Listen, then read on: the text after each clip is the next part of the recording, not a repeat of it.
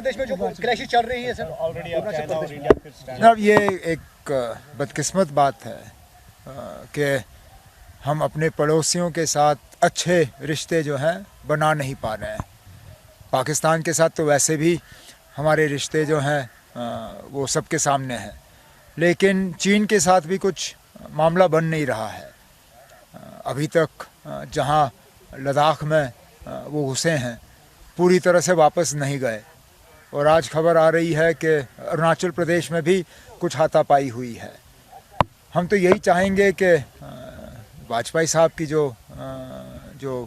शब्द हैं, उन्होंने कहा कि दोस्त बदलाए जा सकते हैं, पड़ोसी बदलाए नहीं जा सकते। हम अपने पड़ोसी बदला नहीं सकते हैं।